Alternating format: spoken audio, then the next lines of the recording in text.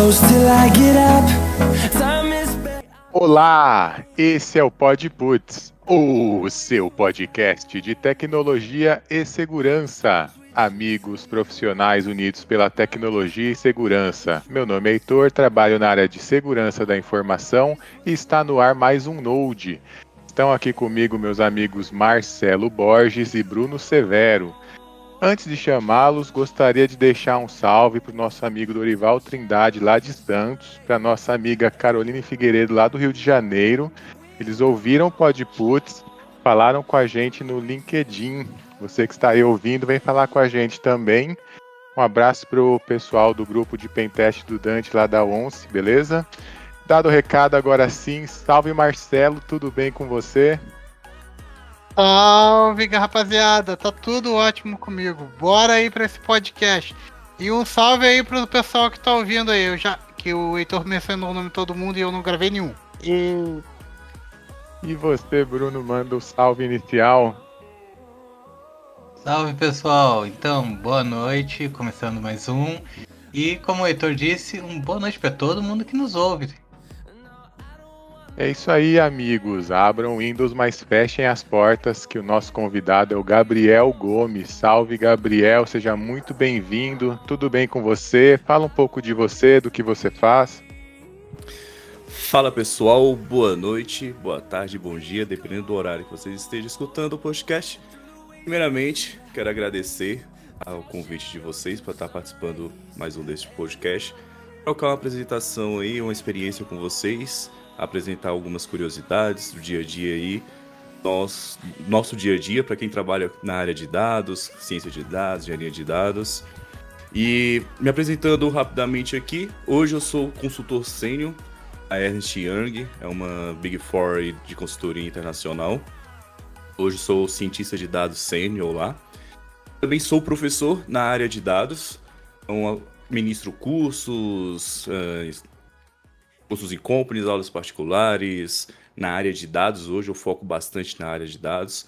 Já atuei também na área de desenvolvimento de sistemas, já fui desenvolvedor full stack, já trabalhei ali um pouco com front e back-end.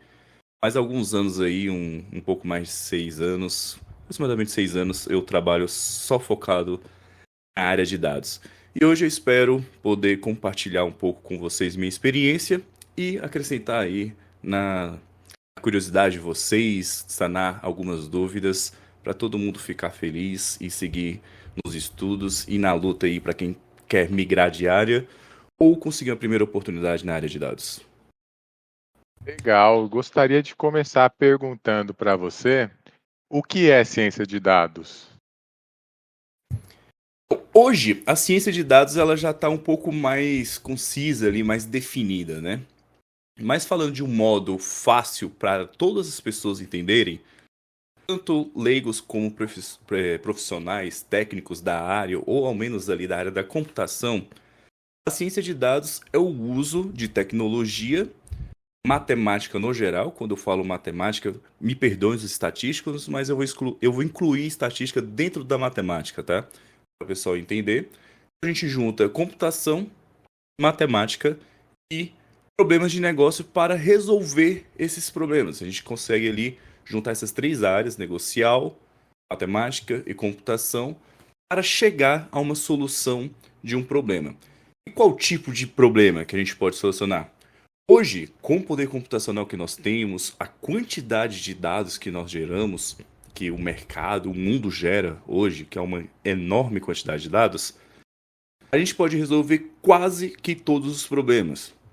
Então pode ser automatização de reconhecimento facial, digital, muito utilizado também no mercado financeiro, sistemas de empréstimo bancário, créditos no geral, não somente empréstimos.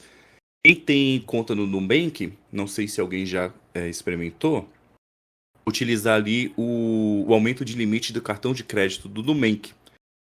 Você coloca ali, solicita, e o Nubank logo depois, ele já te responde, alguns minutos depois ele já te responde se foi aprovado ou não, e o porquê que não foi aprovado, caso não seja aprovado.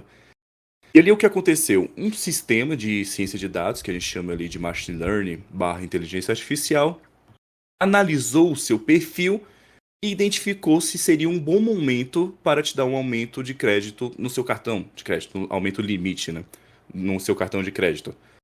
E ali ele explica se não foi aprovado. Porque você usa pouco, ou sua renda não é compatível, ou o seu nome no mercado ainda não está muito confiável. Então é uma forma de acelerar, que antigamente essa solicitação era feita, essa análise dessa solicitação era feita manualmente pelos bancos, pelos operadores, analistas dos bancos. Então demorava ali aproximadamente 5 dias para ser aprovado ou não. Hoje a gente consegue resolver em poucos minutos.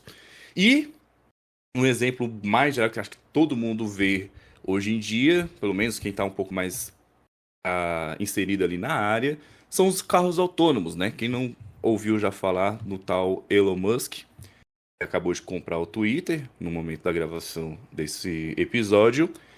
E ele, assim, é muito precursor do carros autônomos, que seria o quê? O carro conseguir se guiar por conta própria.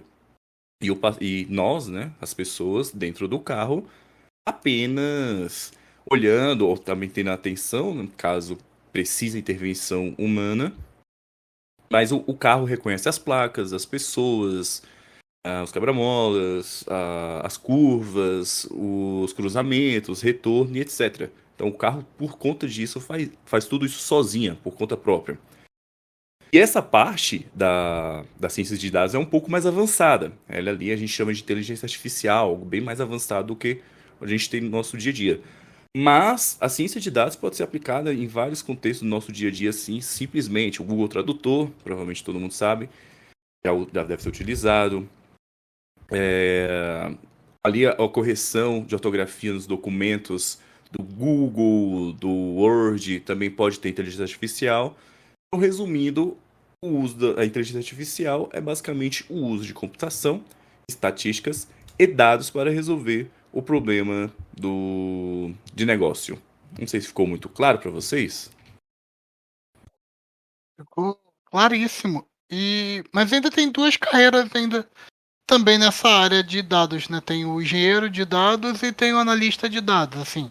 Claro que tem outras, mas é a maior das subdivisões. Você pode falar um pouquinho também? Sobre essa parte de carreiras, cargos, a gente tem muito na teoria. A última vez que eu falei sobre essa divisão de cargos dentro da área de dados, tinha aproximadamente umas 7 divisões. Mas as principais hoje são a ciência de dados, a engenharia, o engenheiro de dados e o analista de dados. A diferença, respondendo ali, a diferença basicamente do analista para o cientista é basicamente como eles utilizam os dados para responder as perguntas. O analista, geralmente, ele responde mais as perguntas passadas. Ele faz uma análise que a gente chama de análise descritiva. O que aconteceu até esse momento? E tenta responder o porquê aconteceu. Então, da época ali, do período ali do Covid, principalmente o varejo, fizeram muito essa análise para tentar entender o comportamento atual dos clientes durante o período da pandemia, do fechamento de lojas, das restrições e etc. E o mercado financeiro também, principalmente o mercado financeiro. Então foram os dois mercados que mais utilizaram disso. O analista acaba fazendo muito essas análises, o que aconteceu e o que está acontecendo e o porquê aconteceu até esse momento. O analista acaba ficando muito por isso. E, às vezes, eles utilizam ali de ferramental muito planilha, fazendo análise que a gente chama de ad hoc, e até mesmo ferramentas de data viz, de BI, Power BI, Tableau, mais focadas nisso daí. Mas geralmente ali para fazer essas análises. Já o cientista de dados, ele acaba fazendo uma análise mais o que pode acontecer daqui para frente, que a gente chama de análise preditiva. O que pode acontecer? Então, ainda nessa questão do varejo do mercado financeiro, eles analisaram o que aconteceu antes da pandemia, o que aconteceu durante a pandemia e estamos no momento agora, pós-pandemia. Vamos voltar um pouco ali para janeiro. A partir de janeiro, quando as coisas já estavam mais tranquilas, mercado aberto, restrições um pouco mais leves, sem muito fechamento, o mundo voltando ao normal. E aí veio a pergunta, tá, o que pode acontecer daqui para frente em relação ao consumo de mercadorias, serviços, bens e produtos, isso na questão do varejo. Então, o cientista de dados começou a fazer a previsão do consumo do cliente, de compras, de contratação de serviços, o que poderia acontecer com base no que tinha ocorrido até aquele momento, até janeiro. Abrindo um parênteses aqui, o cientista ele não é futurista, né? Ele não tenta adivinhar o que vai acontecer. Com base nos dados históricos, ele vai colocar uma probabilidade do que pode acontecer. Então, no varejo, a partir de janeiro, as coisas estão mais normalizadas. Então, a circulação de clientes dentro da loja tende a aumentar. Então, ele vai ter ali uma tendência. Ele não vai falar números exatos porque estava muito recente. Tem uma tendência de crescimento na circulação de pessoas na loja, nos shoppings, ficaram muito tempo fechados, e acho que é uma coisa particular do brasileiro, não sei como é que é nos outros estados, mas aqui em Brasília, praticamente, o passatempo de final de semana é o shopping. Nem que seja para bater perna e tomar um sorvete, tem ali, aqui em Brasília, e muito disso. Então a gente tem ali a tendência, as pessoas vão começar a frequentar mais os shoppings. E aí os lojistas começam a fazer a previsão de também o quanto que eles podem começar a vender. Então o cientista é responsável por fazer essas previsões, entre aspas. O exemplo que eu citei anteriormente sobre o crédito do Nubank. Aprovação, limite, né? Do cartão de crédito. É feito também para um cientista de dados, porque ele vai pegar os dados, treinar um algoritmo e vai dizer, olha, esse cliente tem um perfil de bom pagador, pode liberar o crédito para ele. Ou não, esse cliente não tem um perfil muito bom, então não é melhor liberar para ele porque tem um grande risco dele não conseguir pagar, se endividar. Então tem todas essas questões aí que o cientista tem que entender, de negociar, é importante também. A diferença é basicamente essa. Porém, entretanto, todavia, a gente tem uma particularidade que começou a aparecer de um modo especial aqui no Brasil esse ano, a conjuntura do analista e o cientista de dados, que é basicamente o quê? Não existe a diferença entre os dois mais. Saiu um artigo agora eu não lembro se foi na The Economist ou na Forbes, tem um mês atrás mais ou menos, a partir dessa gravação, acho que foi o mês passado, em outubro ou setembro, algo assim do tipo, e no artigo ele falava que a tendência do analista e os cientistas convergirem em um só. Por quê? As skills são muito parecidas, tem uma interseção muito grande de skills e ferramentas. Então, ao invés da empresa contratar um analista para fazer todas essas análises que eu citei para vocês agora, e contratar um cientista para fazer todo esse planejamento, análise e modelos, que eu também acabei de citar, em vez de eu pagar 2 profissionais, eu pago um só. Então, quando eu precisar fazer análise mais descritiva, que é o papel do analista, tem que ter um conhecimento maior na análise de negócio, ele vai fazer.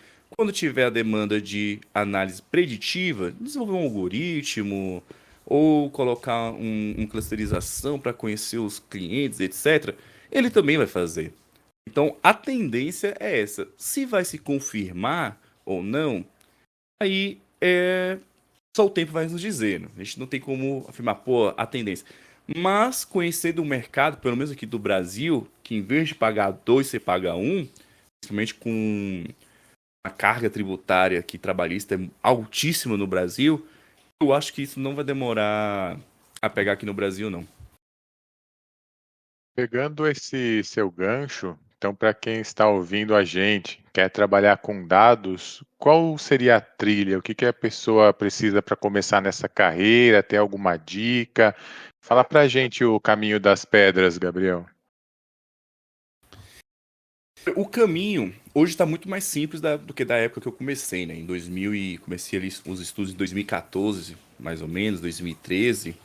E tinha muito menos material, pelo menos em português. Tinha bastante coisa em inglês, mas em português tinha muita pouca coisa. E mesmo os materiais gringos não tinham uma divisão bem certa, era tudo muito confuso. Hoje não, hoje está tranquilo.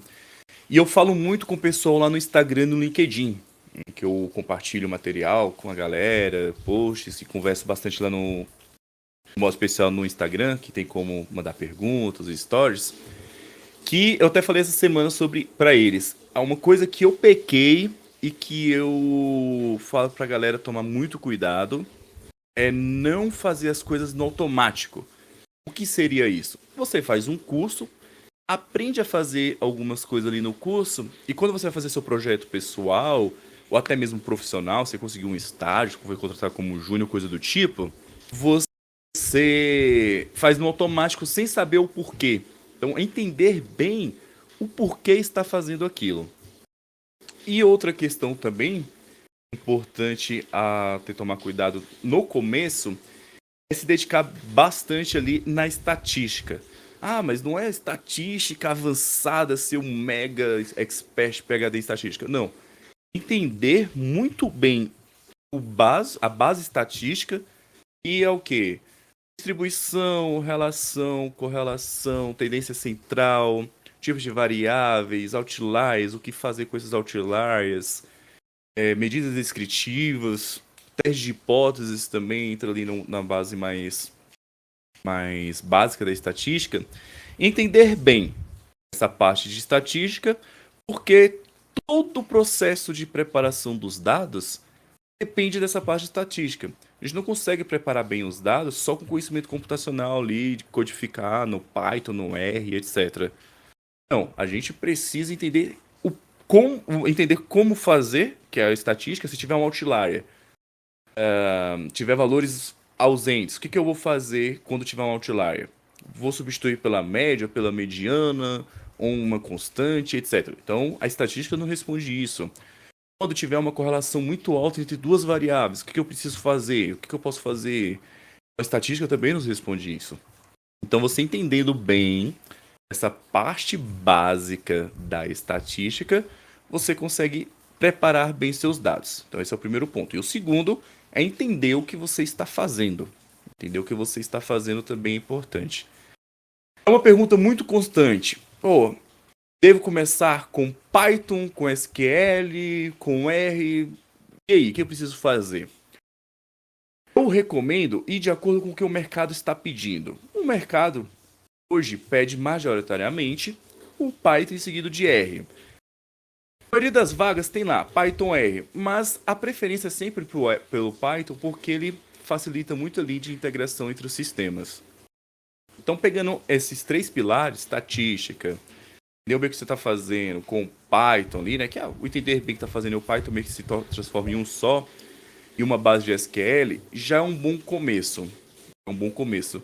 Mas tem que entender ali o que você está fazendo, o porquê que você está fazendo, qual é o passo a passo, análise exploratória, preparação dos dados.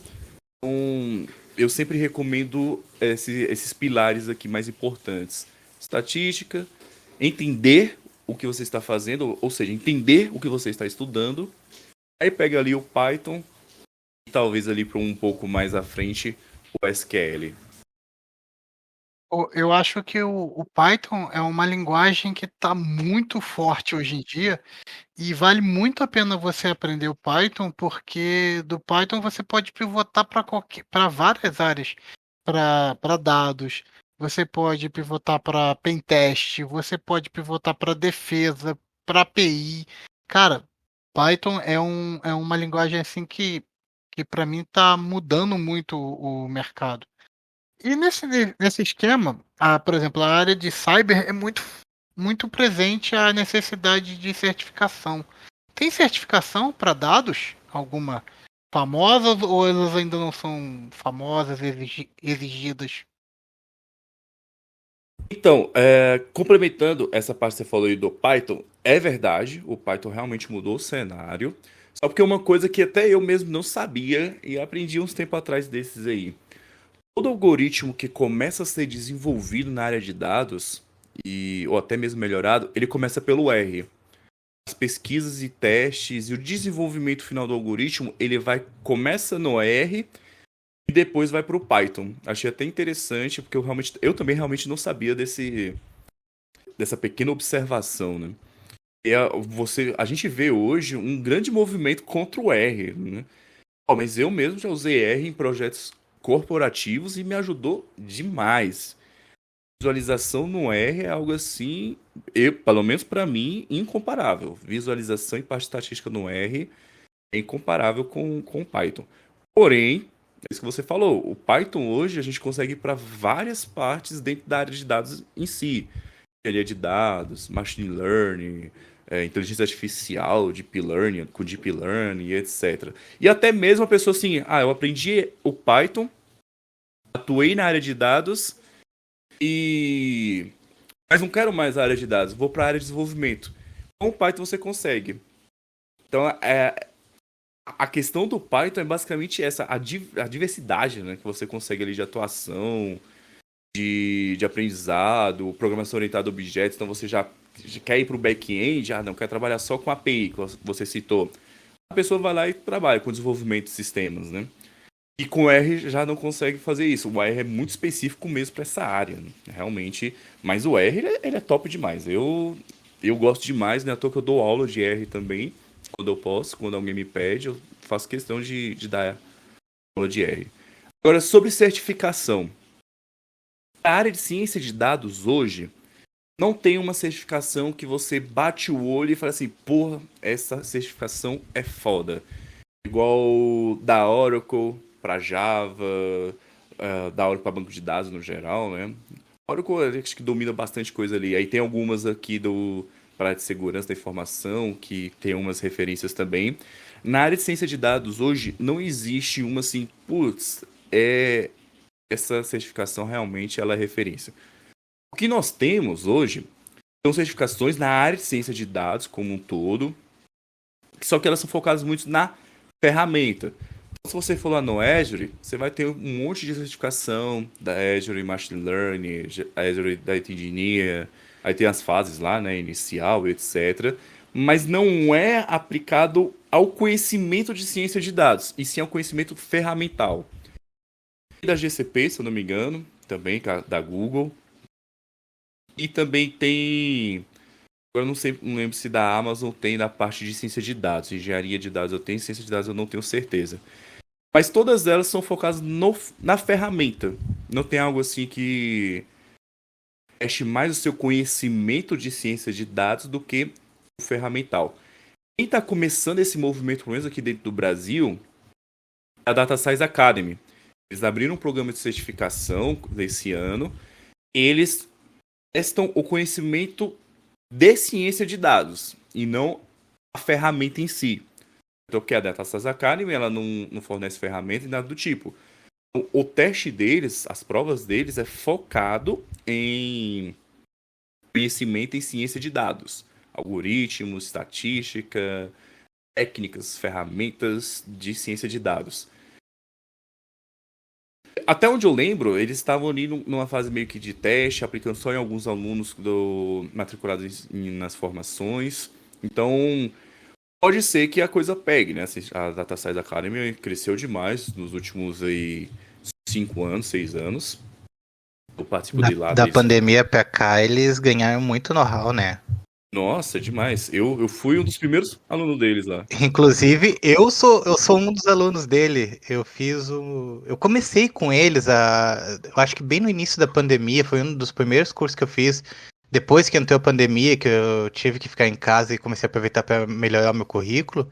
E foi o do Power BI com Data Science. E, cara, já era bom material desde naquela época. Hoje eu fiz algumas coisinhas por alto, assim, e deu pra ver que eles melhoraram muito o conteúdo deles. Eles têm uma gama ali muito grande de cursos, né, para analista, agora estatística, focado em estatística para ciência de dados, os próprios cursos de ciência de dados, de machine learning, Hadoop, Big Data. Então, assim, eles têm uma gama muito grande.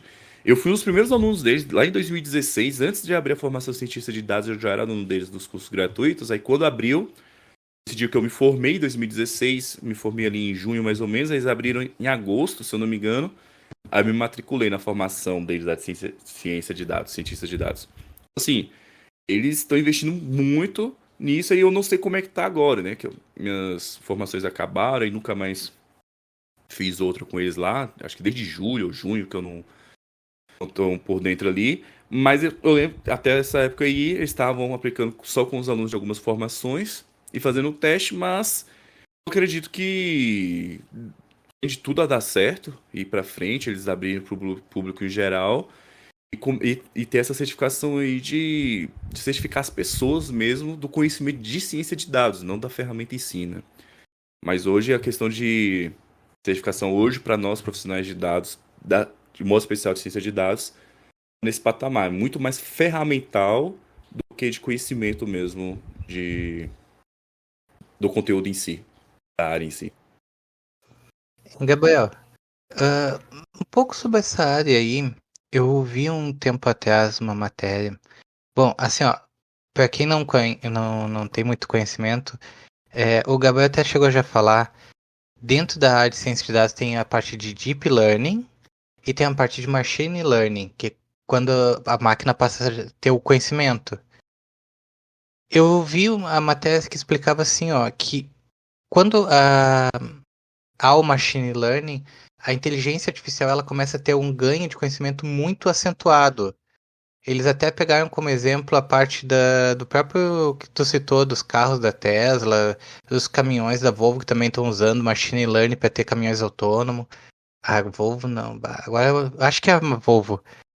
E eles citaram que assim, ó, por exemplo, quando a pessoa tenta programar, compilar ali e criar esse conhecimento para a máquina, isso demora um X tempo.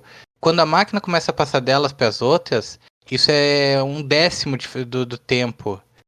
E o que ele chegava a acusar? Que, baseado nessa questão da velocidade de conhecimento da máquina, o futuro da própria parte de dados, gerenciamento, essa parte de ciência de dados, provavelmente mais à frente seria passado toda para a máquina.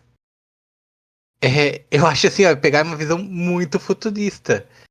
Mas tu vê esse ganho de velocidade, de conhecimento das máquinas sem ser tão acentuado? Então, é um grande debate, né? Basicamente, sua pergunta é resumindo: as máquinas vão substituir os profissionais de dados também? Resumindo, as máquinas vão começar a desenvolver a própria inteligência artificial, ou seja, uma IA desenvolver outra IA. E existe a divergência, assim, não há nem perto de um consenso em relação a isso. Eu já vi muita gente falando não vai acontecer, ou pelo menos a gente não vai viver para ver isso acontecer. E tem outras pessoas que já defendem que pode acontecer e num futuro assim, de médio a longo prazo, talvez a gente consiga ver, ou senão ali os nossos filhos vão ver esse acontecimento.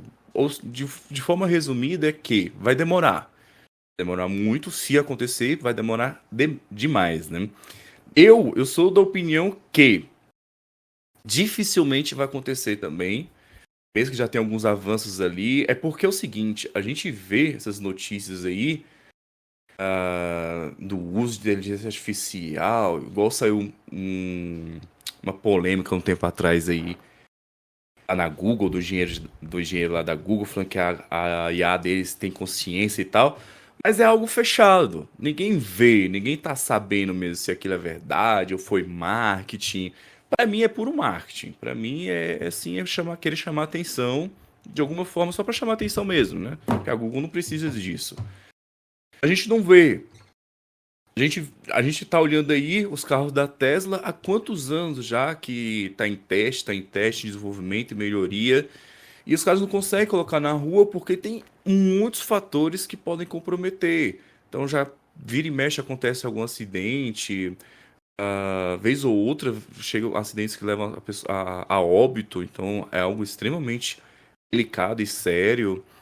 Mas se a gente vê o carro da Tesla com bilhões investidos, que não conseguiu até hoje ir pra rua, como é que vai ser que a gente vai conseguir uma IA programando uma outra IA, ou seja, entendendo os problemas de negócio ali, as particularidades, entendendo o que os analistas de negócio identificam, que só na mão a gente consegue identificar, eles passam para nós.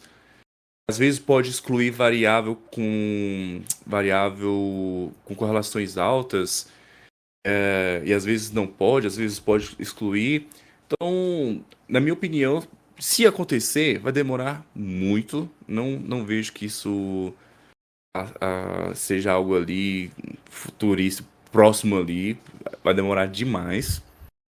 A gente vê uns avanços significativos, mas que muitas vezes desses avanços também são coisas muito obscuras, que a gente não sabe se é verdade ou não.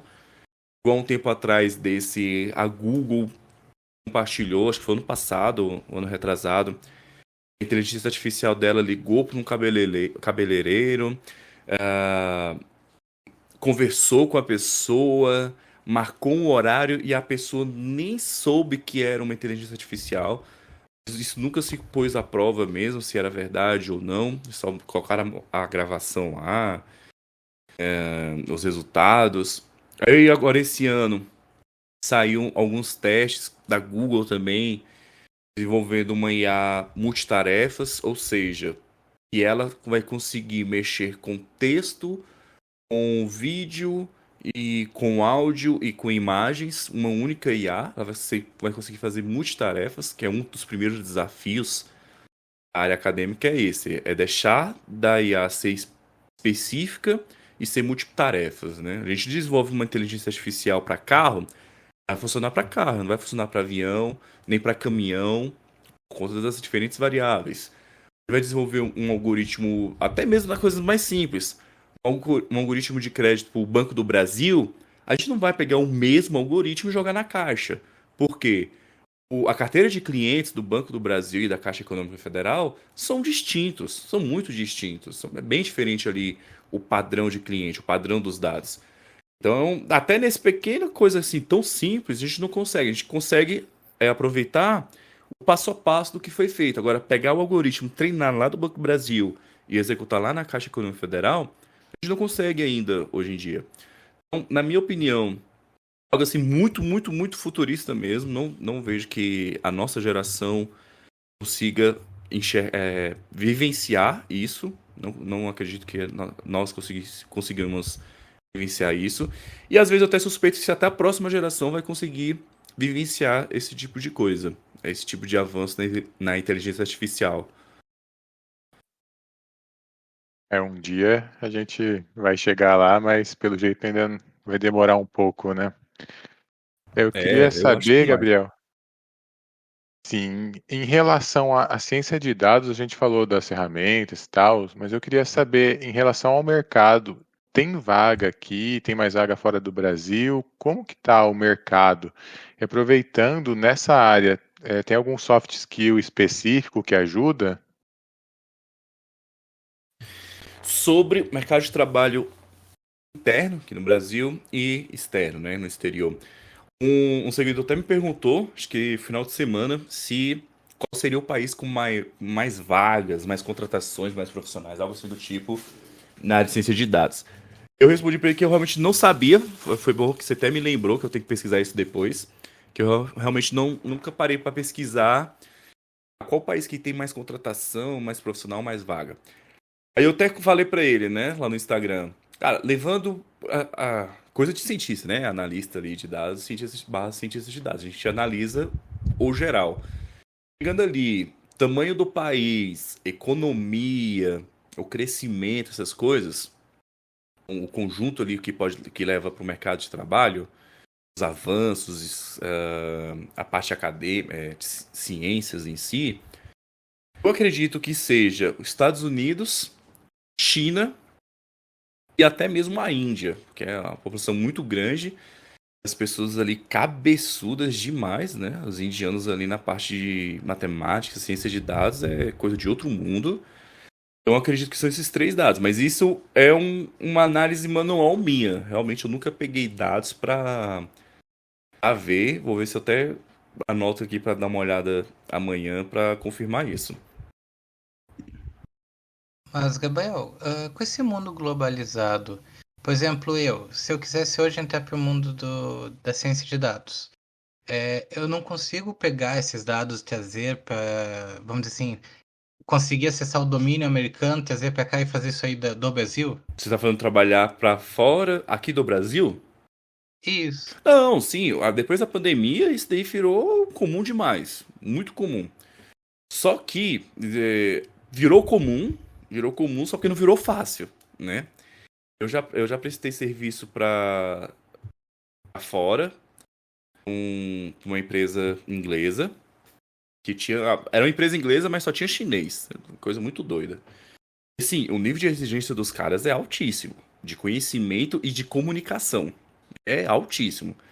Então, eu até esses tempo atrás desse aí, até dei um toque no pessoal no Instagram pra tomar cuidado com essa galera que vende sonho fácil no LinkedIn de trabalhar fora.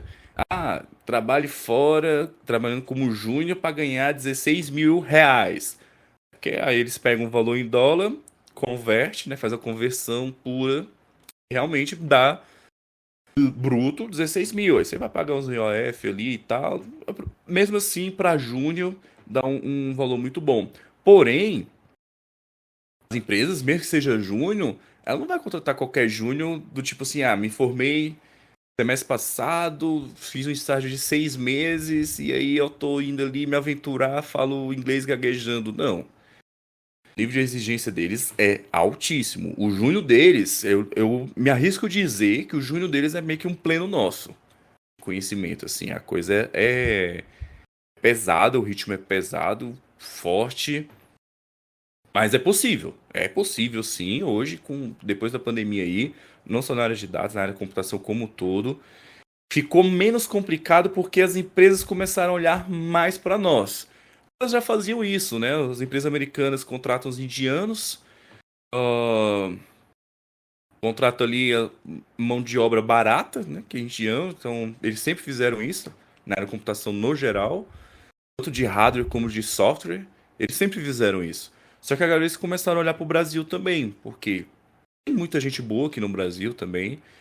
O dólar, assim, tava comendo real fácil, né? Então, o que eles gastavam pagando profissional aqui no Brasil era fichinha pra eles. Só que tem essa questão da exigência. E aí já casa com a questão da pergunta aí que vocês fizeram sobre soft skills. Cara, comunicação. Comunicação é uma das primeiras soft skills, uma das, não é a única. Mas a comunicação, para quem trabalha na área de dados, é primordial.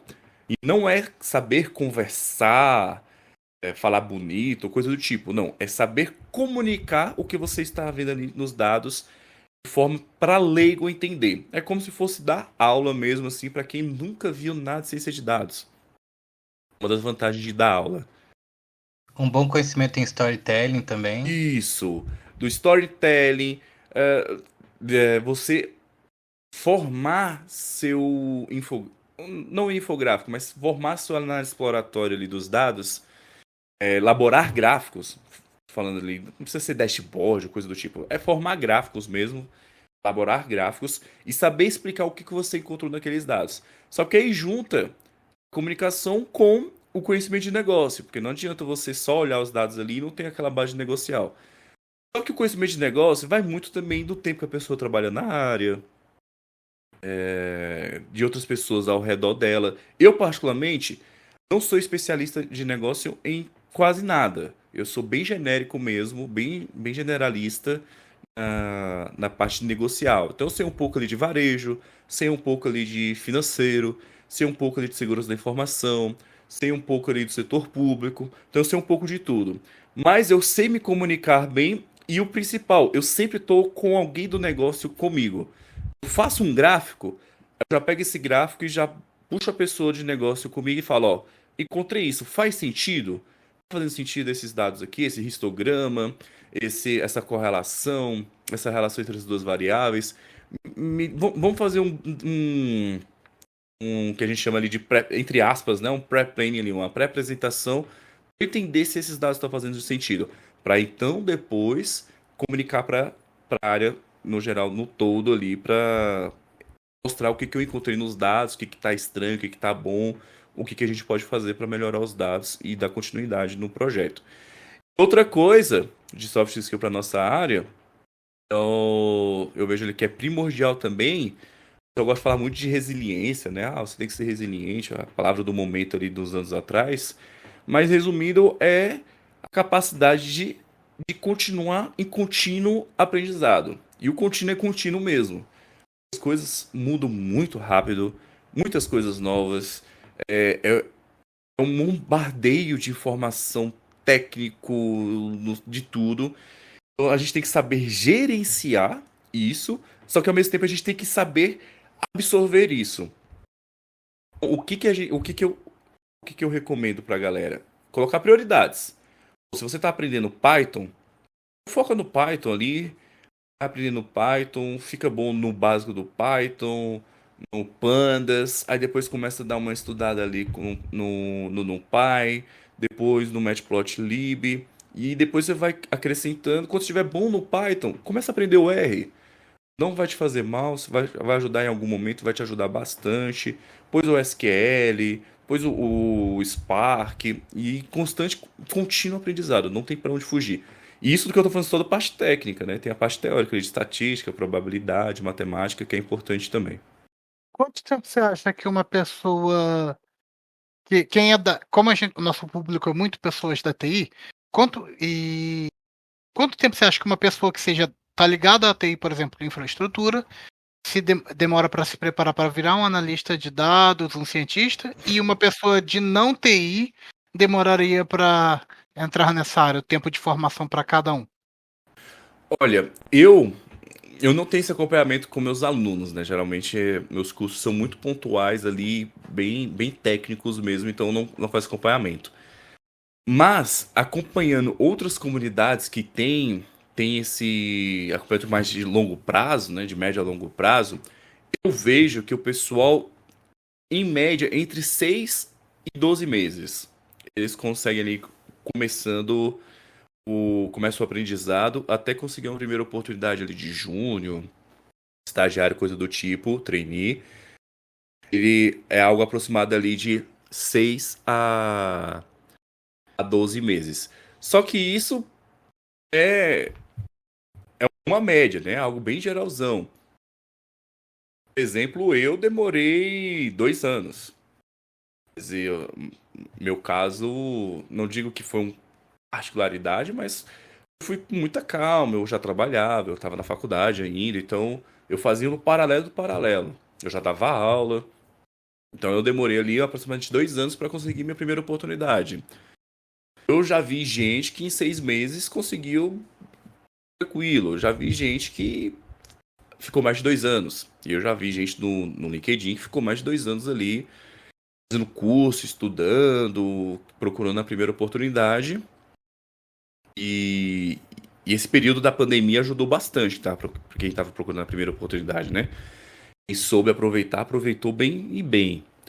Mas eu coloco ali, para ser um número mais conservador, 1 ano ali de bons estudos, tranquilo, aprendendo mesmo, desenvolvendo bons portfólios, bons projetos para portfólio, que 1 ano ali consegue uma vaga de júnior, tanto quem é da TI como quem não é da TI.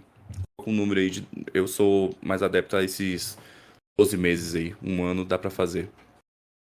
Pô, tranquilo. Porque muita gente às vezes quer migrar, quer conhecer, né? E não sabe para onde se preparar. Você já deu bastante dica de do que você tem que aprender. Aí eu achei que o tempo também seria para aquela galera que quer mudar a vida, quer entrar na nossa área de TI através dos dados. Seria legal. Falando uma coisa legal assim também, que eu vejo com análise de dados, cientista de dados ali fazendo. Quando eu falo análise de dados, eu estou falando todo mundo, tá? Cientista, engenheiro, né? Sim, sim. Bem genérico. Mas é que eu vejo muito que as organizações de segurança, elas usam a galera de dados para ajudar a organizar, agregar, enriquecer e transformar o volume de dados que geralmente os esquemas de segurança usam. Porque, né, teve muito, ainda mais que agora com as explosões de cybercrime, então tem muito mais dados que eles precisam manter os dados subjacentes, fazer análise descritiva, mapas de correção, de calor, né? Mapas de calor de correlação, perdão, né? Correção é correlação. Também faz diagrama de causa e efeito temporal. Isso eu achei interessante quando eu fui ler, porque eu não sabia como é que era aquela galera de engenheiros de dados que estava treinando as máquinas para fazer essa rotularização de dados, prever alguns resultados, usando todo esse aprendizado de máquina de uma forma supervisionada. Inclusive, eles poderiam detectar padrões em classes de dados não rotulados usando técnicas tipo clustering, redução ou de dimensionalidade e era outra, era detecção De anomalias, outliers, sim. né? Eu achei isso demais, cara. Eu falei, pô, é legal pra galera ver que, tá vendo, gente? Cabe todo mundo. O dado está inserido em várias áreas de negócio, inclusive na cibersegurança, como esse exemplo como eu falei. E você, pelo visto, já sabia, que você já me ajudou aí a completar o detecção de anomalias, né? Eu achei legal Eu fui ver porque eu tava querendo saber muito como as coisas em cloud funcionavam, que eu falei, pô, tem que ser uma baita de uma estrutura. E eu comecei a fazer uma pesquisa e acabei me deparando com essa questão dos dados ali, junto. Eu já participei de alguns projetos na área de segurança da informação. Acho que acho não, né? Foi o meu primeiro projeto ali, machine learning mesmo. Foi um algoritmo para detectar DGAs, Domain Generate Algorithms. E tinha uma empresa que em Brasília estava tendo muito problema com o acesso do pessoal, clicando em links que não tinha nada a ver e dando problema lá para a rede deles. A gente desenvolveu um algoritmo já para monitorar, né, o que estava passando na rede e a gente identificar isso. E teve também esse de anomalias de acesso, já usei grafos. Um usuário, geralmente ele acessa o site A, B e C no dia, e de repente apareceu um D. Você não alerta aí pra saber o que está acontecendo. E essa parte de redes, do sistema de segurança da informação, é muito louco porque passa muita coisa, né? A empresa que eu trabalhava, ela coletava ali, se eu não me engano, 20 mil por minuto, 20 mil registros por minuto, se eu não me engano, era por segundo, não lembro bem. Então vou colocar por minuto para errar muito assim. 20 mil registros por minuto. Então coloca aí quanto que a gente coletava em uma hora, né? E no dia inteiro. Porque é uma coisa bem punk, é muito dado, tem que ter uma estrutura bem, bem robusta. E para fazer análise também. Então a gente adianta demais. Essa ali que eu falei do DGA, a gente tinha um algoritmo para identificar DGA, então a empresa, a equipe de segurança, ela atuava de forma preventiva e não corretiva. A detecção de anomalias também a gente desenvolveu ali, que a gente tinha a identificar padrões de acessos, caminhos de Markov para identificar anomalias também. Então dá para fazer coisa pra caramba ali na rede. Só que, aproveitando que você é da área de rede, eu tenho até um amigo que ele é meio puto com essa área aí, que ele fala que a galera não paga. Paga bem, fica de murriagem. Teve até um tempo aí atrás do caso lá da Renner, né? Que sequestraram os dados da Renner. Recentemente da Record e do Uber. Eu até falo pra ele, falei, cara, olha aí, ó, a chance. Que ele fala que só de momento, porque depois a galera vai lá e tá nem aí. Não investe em nada. Deveria investir. Gabriel, só aproveitando o Merchan, foi o nosso episódio passado. Só para reforçar aí, se alguém estiver ouvindo, o episódio da semana passada foi justamente a gente falando bastante sobre essa questão do ataque da Record. O Marcelo também citou alguma coisa do Uber, mas só aproveitando o gancho. Ah, sim. Não, pô, já complementa aí, porque ele sempre fica puto, que ele sempre fala isso. Ele fala, o pessoal só dá atenção quando acontece alguma merda, mas depois que passa, eles largam de lado de novo. Paga mal, paga os funcionários mal, não investe em ferramentas, estão dispostos a pagar por ferramentas boas mesmo. Mas aí eles acabam usando um pouco de machine learning porque acaba ajudando, né? Facilitando ali os monitoramentos, evitar alguns danos maiores. E vai muito de empresa para empresa, né? E, Gabriel, eu queria aproveitar, fora da área profissional, nas horas vagas, você joga algum jogo de tabuleiro para continuar com os dados ou nada a ver? Fala aí o que você gosta de fazer quando tem uma folguinha. Rapaz, quando eu tenho folga eu gosto de puxar ferro. Musculação pesado mesmo. Futebolzinho no final de semana. Eu tenho 2 filhos, né? E o resto do tempo é pra eles. Os filhos e esposa não dá tempo de fazer muita coisa nas horas vagas, não. Eu trabalho, dou aula, tenho um Instagram ali, o LinkedIn, e ainda dou umas consultorias por fora de vez em quando. Tempo vago é só pra tentar sobreviver mesmo. Coisa de Deixa eu te perguntar uma jogos, coisa. assim, difícil. Tu disse que tu gosta de puxar ferro. Tu é que nem eu assim, tá lá malhando, mas pensando um pouquinho mais na computação também? E olha, eu tô mais ou menos assim, viu? Eu tô Faz puxando parte, fé. né? Eu comecei porque eu fico ali uma hora e 15, 1 hora e meia na academia. Aí o que eu pensei, cara, eu tô precisando aproveitar melhor esse tempo aí. Ficar só escutando música não dá, não. E você tem ideia, eu sou um cara da computação que nunca usei o Spotify. Comecei a usar esses dias. Literalmente esse tempo atrás. Acho que foi em janeiro desse ano que eu comecei a usar Spotify. Falei, vou pegar uns podcasts aí da área, começar a me atualizar, porque eu dou aula, dou palestra, então eu precisava aproveitar, né? Ó, então escuta o nosso e o José Ronaldo, que é da EY, também já teve aqui. Né? Você Zé conhece ele? Ronaldo? Não, ixi, a UI é grande demais, acho que não. Não é o José Ronaldo, Bruno? Ué, peraí. Eu Mas ele é confundi o de nome. Esse aí? dados ou da consultoria Não, ele é gerente. Bruno, fala aí, você que lembra melhor do gerente? que eu. Não, não.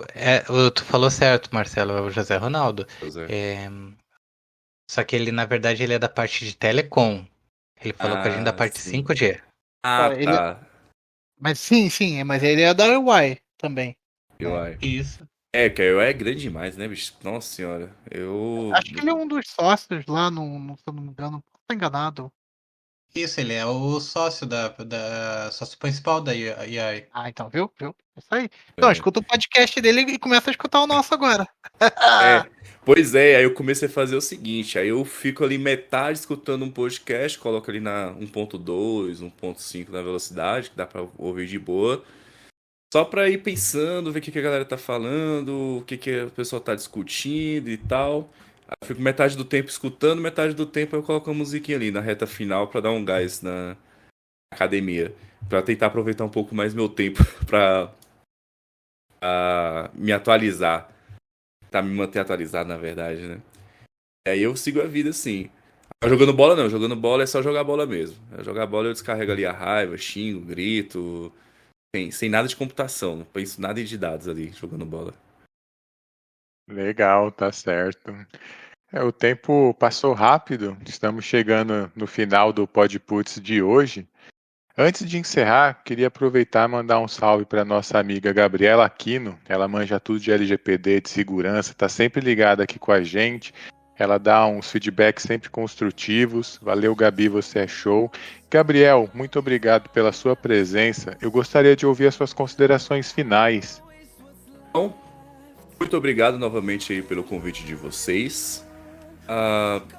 Considerações finais, dizer pra galera, estudem, vão com calma, que essa geração aí tá muito afobada, que é tudo pra ontem. Digo porque eu vejo ali no LinkedIn, no Instagram, o pessoal me manda mensagem, perguntas. O pessoal tá querendo as coisas muito pra ontem. A área não é uma área fácil, tem muita oportunidade. O salário, comparado com outras áreas, é um salário bom, mas cuidado com as promessas de salário de 25 mil reais com 6 meses de experiência, tá, galera? Não desistem, mantenha ali persistente nos estudos, que uma hora o retorno chega, vai dar resultado, não se preocupem. E para quem quiser ali, podem me seguir no LinkedIn, que é Gabriel Lima Gomes, ou no Instagram, que é @infodados, info_dados. Eu troco uma ideia com vocês lá mais próximo, nos stories fica mais fácil do que no LinkedIn. Show. Marcelo, suas considerações finais? Galera, como sempre, uma área de dados traz muito aprendizado e hoje a gente aprendeu bastante. Mas eu só queria deixar uma reflexão sobre o seguinte: não precisem se preocupar se a inteligência artificial vai pegar o lugar de vocês, que eu acho que vai ser difícil pelo seguinte: assim como na segurança tem o tal do Golden Ticket, que é depois de várias análises pela inteligência artificial, sobra aquele ticket que realmente o ser humano precisa responder. Assim, na análise de dados também tem coisas que só o ser humano ainda vai fazer, então fiquem tranquilos. E você, Bruno, suas considerações finais? Então, essa parte de ciência de dados eu acho muito interessante.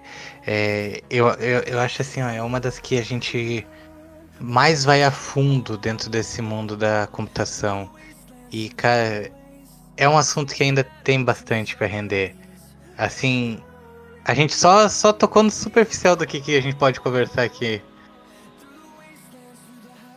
Verdade. É isso. Agradeço aos amigos profissionais unidos pela tecnologia e segurança. Obrigado pela audiência. E diz aí, já fizeram o backup hoje? Valeu!